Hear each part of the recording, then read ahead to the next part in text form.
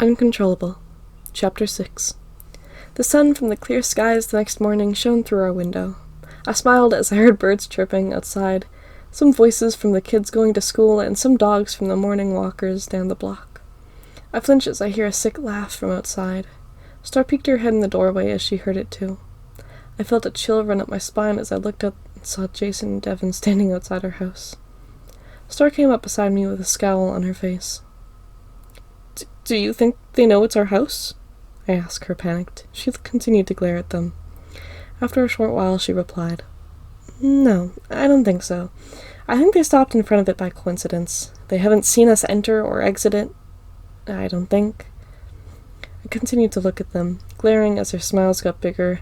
It was a twisted smile, not like you were gifted something or good food was put out in front of you.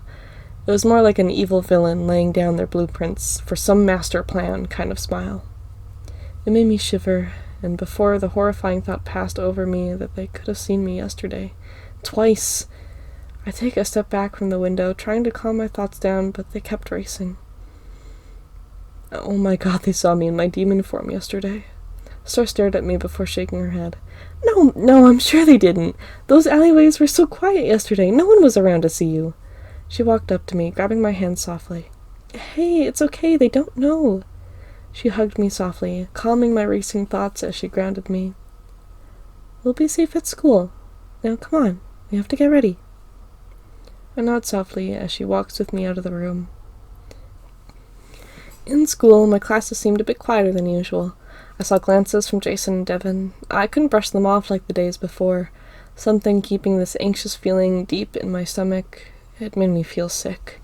My mind felt busy, like something in the back of my mind kept these anxious thoughts within my body. I was catching those same chilling smiles from them, the way Jason and Devin's eyes lit up with something barely recognizable, something between hatred and satisfaction. My body seemed to shake constantly. My heart felt untamed within my chest.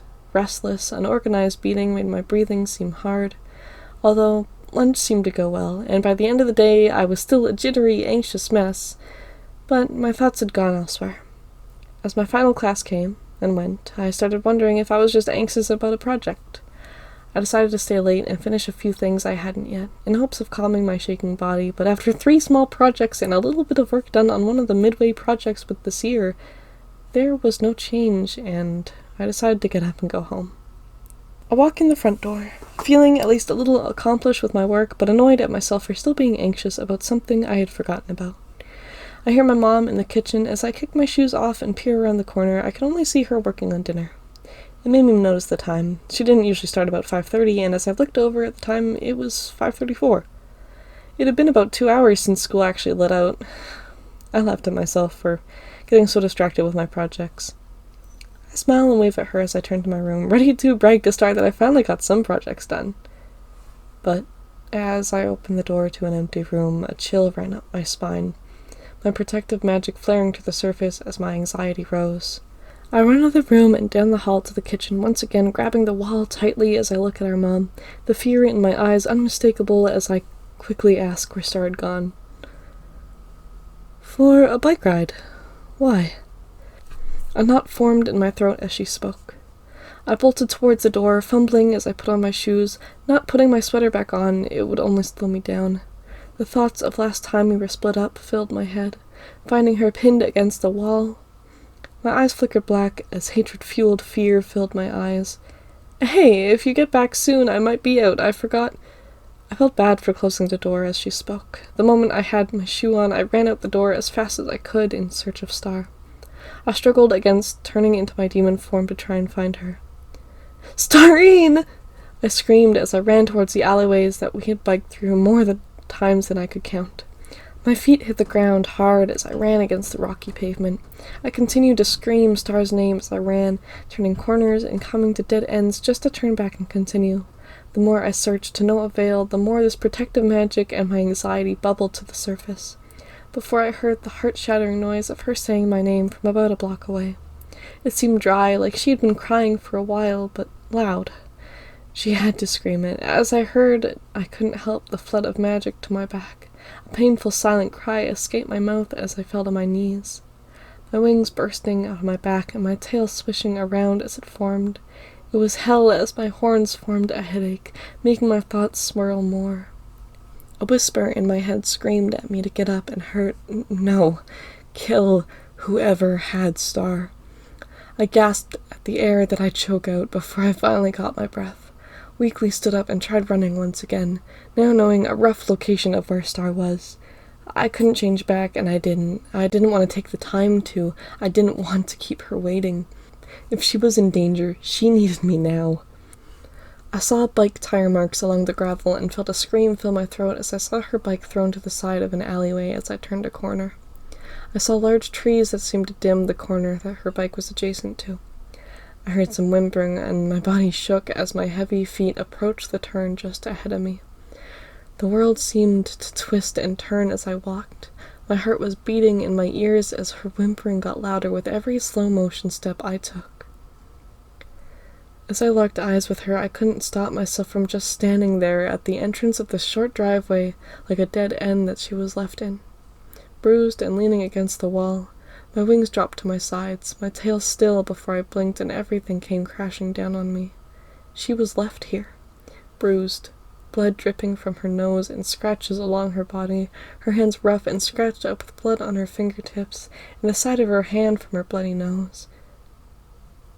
Starine. My voice didn't feel like my own. She kept my stare, fear filling her eyes as I approached. Emma! She coughed on tears as her eyes darted around. Emma, please don't! It's a trap! My fists were tight at my sides, but my voice was soft as I replied. When have you ever known me to leave your side? Especially when you need my help. Or help in general, for that matter. I was furious she left without me, but I know I shouldn't have. She's allowed to wander by herself. She's 15, for hell's sake. I walked up to her as tears streamed down her face. I held her close, my grip tightening around her as I hid my darkened eyes from her. I knew she could feel my shaking. I noticed my hands getting warm, so I politely pushed her away, afraid of my fire burning her. Looking into her eyes once again, I felt bad as she met mine. My black, anger-filled eyes glowing the respective purple and blue colors. Now, where are they? My thoughts rang through my head. And please don't let it be those stupid kids. She seemed to pause for a minute. Her body shook as she closed her eyes and lifted her hand, pointing at a corner where I hadn't even noticed. It was darkened by the shadows of the trees and houses. The perfect hiding spot, and whoever it was knew that. Before I could even turn my head, the voice I wish I didn't hear rang out in the silence. Oh, that's not fair. We could have waited a little longer. He laughs as he comes out of the darkness, his eyes widening as he finally realizes my form wasn't a trick of the light. Jason didn't seem convinced. His mocking gaze was condescending as he tried to look down at me. The gleam of a metal pole in Devon's hand caught my gaze, a fake pain running through my spine where it struck me before. I felt a painful tightness in my eyes as the color that was once purple and blue was turning a deep red. Why the hell would you do this to her? My voice didn't sound like my own to my ears, so I shook my head, ignoring it as I continued narrowing my gaze at them. She's the kindest person I've ever known in my entire life. She is innocent in whatever game you think you guys are playing. So why? I glanced back at Star to see her weakly standing there, tears streaming down her face with a soft smile. I huffed before I turned my gaze back towards the others. My eyes glowed deeper. The image of her weak state was imprinted in my mind. Devon stared at me blankly. Jason was on the verge of laughing. It just made me angrier to see him taking this as a joke. My hands were warm, and the heat within them was growing hotter by the minute. My body and mind screamed at me to kill them, but I refused. Killing isn't the right way to do this. What the hell are you? Devon quietly spoke. As Jason realized what he said, he took a better look at me. At what he thought was just some costume, he realized the twitching of my tail, the movement of my wings with every breath, and the dark whites of my eyes staring into his. He took a step back as my tail twitched angrily behind me. I am an overprotective sister of someone who wouldn't hurt a fly, but from idiots like you gets hurt on countless levels for nothing! I yell. I see Star flinch beside me. I felt her soft gaze behind me. I noticed Devon's eye twitch as he glared at me, angry for not answering the question the way he wanted. He takes a step forward, the metal pole in his hand ready at his side as he widens his stance. Jason stared at him, surprised. As he ran towards me, I felt the tightness in my eyes subside as I convinced myself for a second not to hurt them, not to fight. The part of my head that always listens to Star wants to follow her words and just try to talk it out. So I take the hit as he swings the pole towards me. I had readied my healing magic as I saw his stance shift, and I shift my foot to take the hit and just stay standing. "Emma!" Sir screamed as the pole made an impact with my arm. The cracking of my bone was an undeniable noise that rang out. My feet slide slightly as I take the blow, meeting Devon's eyes as he gets close. I saw fear grow in his eyes as the follow-through moment left him standing there, staring into mine. I saw his glance move to my arm as my healing magic flowed through it. The bones shifted back into place and healed almost instantly. I felt my eyes dim as the blood seeping through the rip in my skin that the blow had caused dripped down my arm. I almost regret not bringing my sweater. I heard Star gasp behind me.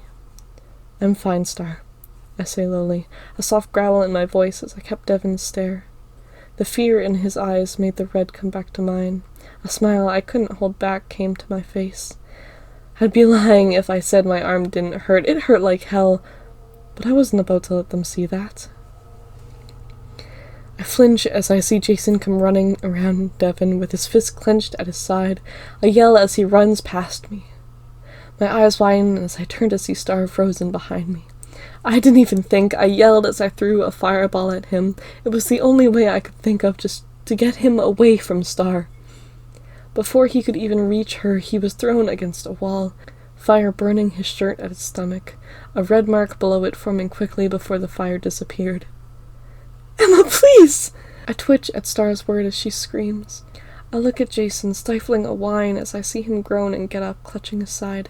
I didn't want to do that. I didn't want to use my fire. I look down at my hands. I barely used my fire, let alone in combat. I glance back at Devon as he stares at Jason, fear and worry filling his features before they're overtaken by anger as he glares at me, his narrow eyes on mine. The amount of hatred and anger someone who wasn't a demon could have towards me terrified me. My eyes widen as he swings his arm, the pull coming up to crack me in the jaw, whiplash making my neck hurt like hell as I stumble backwards. "Please stop it!" Star screamed as I stumbled back against the wall beside her. Devon quickly charged at us for another hit. I closed my eyes and fired another ball of bright red fire at him. When I opened my eyes to see the color of it, I couldn't help but fear it. The deep reds were such a change from my purple fire. "Emma!" Star's voice sounded a little annoyed, mixed with all the fear. "I'm goddamn trying, Star! They aren't giving me much of a choice!" I snapped back at her, regaining my footing and readying 2 fireballs in my hands, glaring at them as they regroup. Jason quickly ran to Devon's side. The fireball that I shot towards Devon disappeared and burned his arm. I felt bad seeing the pain it caused them, but some voice screamed at me to continue fighting, as if my life depended on it. Star was quiet beside me, her tears streaming down her face as she looked at me. I feel my mouth fill with blood from the swing, before healing what was broken and spitting out the blood. The flames flicker and spark in my hands. Devon groaned as he held his arm tightly, pain making tears well up in his eyes. Jason stared back at me with matching hatred as he slumped over and grabbed a brick from off the ground. I readied my stance as he did the same. He drew back his arm before he threw it at me, screaming, "I will kill you, you monster!" He threw the brick with much more strength than I would have thought. I guess adrenaline does great things some days. I shoot fireballs towards him, missing the brick and him. My eyes widen before they close tightly, preparing for the impact. And a few seconds pass. Once I felt nothing, I opened my eyes and choked on a scream stuck in my throat as I saw Star standing in front of me, the brick lying on the ground in front of her. "Starine," I said softly, but there was no response from her. I saw her swing from side to side lightly before her legs buckled and then gave out beneath her. She fell to her knees, and I was just fast enough to catch her as she fell to her side. I painfully forced my protective fire down, worried to burn her as I hold her in my arms. Her unconscious body lying there, bruised and bloodied, in my arms. I stare up at Jason and Devin, who seem to know they messed up, as I gently put Star down and walk over her, towards them. My tail is still and gently dragging behind me. I glare at the boys in front of me as I take a few steps back. "I'm sorry, Star." My wings open behind me as I create 2 bigger fireballs in my hands at my sides. They flickered between slightly smaller purple fireballs and brighter, stronger red ones. I struggled to fight against this pain that pulled me towards them. My body struggled with my magic. It was a fight between wanting to turn away now and let them run, hoping they would know better never to show their faces again, and killing them on the spot. My eyes flicker a deeper red as Devin glared at me, challenging me as he widens his stance once again. He grabbed the pole off the ground beside him, and as he weakly stood beside Jason. I saw Jason whisper to Devin softly, and an almost pleading look in his eyes. Unlike Devin, who was staring me down, the demanding voice Devin had rang through the alleyways as his hollow reply left his lips. Just a blank no. I huffed as I felt my aching pain come to the surface, my magic nearing its limit. "Well, how do you idiots want to finish this?" I yell, my voice sounding different still. It wasn't my own. It was psychotic, the voice of a real demon, and I hated it.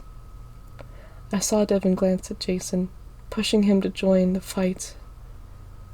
Jason seemed to contemplate running before he convinced himself it was better to fight alongside him.